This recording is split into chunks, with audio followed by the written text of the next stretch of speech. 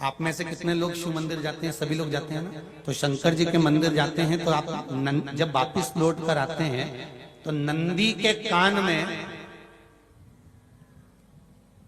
जब हम नंदी से कुछ कहते हैं, आप लोग जब वापिस लौट कर आते होंगे तो नंदी से कहकर आते होंगे ना कुछ ना। तो जब हम नंदी से कुछ कहकर आते हैं, आपने देखा होगा कई लोग नंदी के कान में कुछ कहते हैं, फिर नंदी का जो सींग होता है उस सींग के बीच में से शिवलिंग का दर्शन करते हैं। तो नंदी को जब कोई बात कही जाती है, नंदी से जब कुछ कहा जाता है कि हमारी बात शिवजी तक पहुंचाना, तो उसमें सबसे पहला अगर नाद करा जाता है नंदी के कानों में तो ओम का नाद करा जाता है। आप सीधे जाकर अगर कहेंगे नंदी को कि हमारी ये बात है, आप वहां तक पहुंचा देना, तो नंदी उस बात को कहे चाहे नहीं कहे, पर जब आप नंदी के कान में ओम कहने के बाद में अपने हृदय की बात कहते हैं, तो जैसे एक पत्र आपने भेजा और पत्र को तुमने लिफाफे के अंदर रख दिया, रखने के बाद में तुमने एड्रेस भी लिख दिया, समझ लेना बहुत अच्छे से। एड्रेस लिखने के बाद में तुमने अपना मोबाइल नंबर भी लिख दिया, सब कुछ कंप्लीट कर दिया।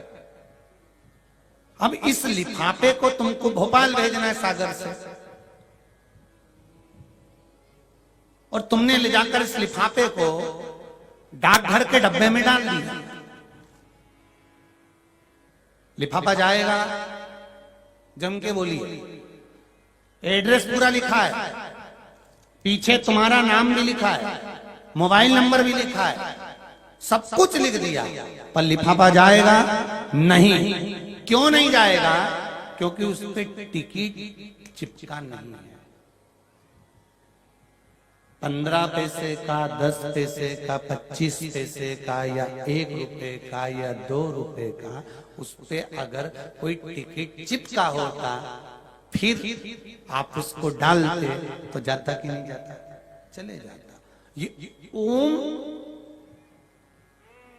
सनातन धर्म के अंतर्गत जितने भी मंत्र होते हैं, जितने ब्राह्मण मंत्र का उच्चारण करते हैं, जितने ब्राह्मण मंत्र पढ़ते हैं और मंत्र का उच्चारण करते हैं, उसमें ओम का नाद क्यों करते हैं? क्योंकि ये हमारे श्लोकों को, हमारे शब्दों को, हमारे दिल की बात को टिकट का काम कर कर परमात्मा तक पहुंचा देता है। ये ओम अक्षर, ओम शब्द, ओम नाद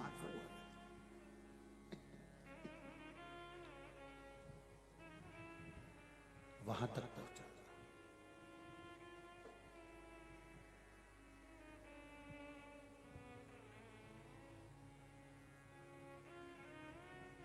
कभी कभी बेलपत्र देखना, जब बेलपत्र आप समर्पित करते हैं तो ऊपर वाली जो पत्ती होती है उस पे ओम लिखते हो। कई किसी किसी को लिखते हुए देखा होगा, चंदन से, पीले चंदन से, लाल चंदन से। सबसे मूल 3 पत्तियों में बीच वाली जो पत्ती उस पे ओम लिख दिया, फिर इधर वाली में लिख दिया नमः, इधर वाले में लिख दिया शिवाय। कभी आपने देखा कि इधर वाली पत्ती में ओम लिखा हो, इधर में नमः लिख दिया हो, इधर में शिवाय लिख दिया हो? नहीं, लिखने वाला लिखेगा, क्योंकि जो विद्वान होता है, चतुर होता है, जिसमें विद्वत्ता होती है, वो सबसे ऊपर वाली पत्ती में ही ओम लिखेगा, क्योंकि उसको मालूम है ये ब्रह्मा है, ये विष्णु है और ऊपर शिव है, इन दोनों का समावेश ओम में है, इसलिए वो सबसे पहली पत्ती में ओम ही लिखता है।